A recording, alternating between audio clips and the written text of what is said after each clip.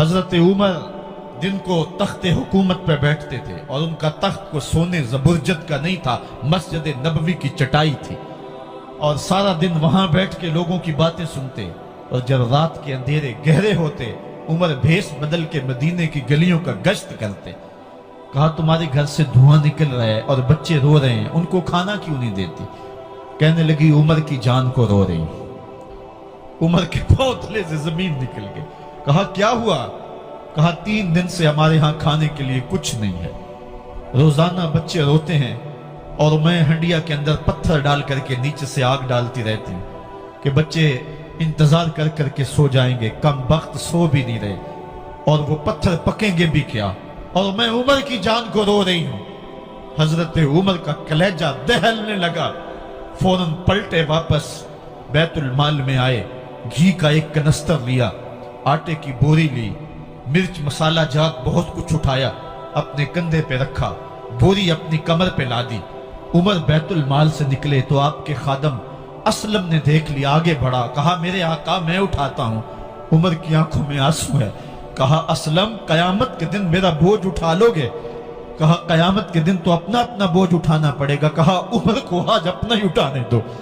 حضرت عمر وہ گھی کا کنستر اور وہ آٹے کی بوری سر پہ اٹھائے ہیں اور اس خاتون کے گھر جاتے ہیں اور دستک دیتے ہیں۔ وہ جب دیکھتے ہیں اس کی جان میں جان آ جاتی ہے۔ کہا جلدی جلدی آٹا گوندو، اور عمر سبزی کاٹنے لگ جاتے ہیں۔ حضرت عمر رضی اللہ تعالی عنہ سبزی تیار کر دیتے، ادھر آٹا گند جاتا ہے، اور پھر اوپر چولہا رکھا جاتا ہے، چولہے کے اندر آگ رکھی جاتی ہے، وہ کھانا پکانے لگتی ہے، آگ بجھتی ہے۔ تاریخ نے لکھا ہے آگ بجھنے لگتی ہے، عمر جھک کر کے پھونکے مارتا ہے، عمر جھک جھک کے پھونکے مارتا ہے۔ کھانا پک گیا اور بچوں کے سامنے کھانا رکھ دیا، بچے کھا رہے ہیں۔ اب بچے رو رو کے نڈال ہو چکے تھے۔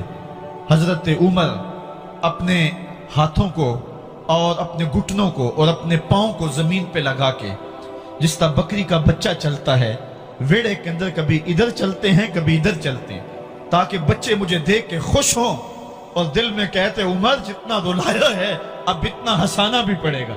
تو کبھی عمر امیر المومنین، یہ میں کسی آج کے جو ہے وہ لوگوں کے ووٹوں پہ منتخب ہونے والے حکمران کی کہانی نہیں سنا رہا، میں اس عمر کی کہانی سنا رہا ہوں جو 23 لاکھ مربع میل کا حکمران ہے، آدھی دنیا کا بادشاہ ہے۔ حضرت عمر جو ہے جس طرح بکری کا بچہ چلتا ہے، اس طرح اپنے ہاتھ اور اپنے گھٹنے زمین پہ ٹیک کر کے جو ہے وہ اس طرح چلتے ہیں۔ بچے عمر کو دیکھ کے مسکراتے ہیں۔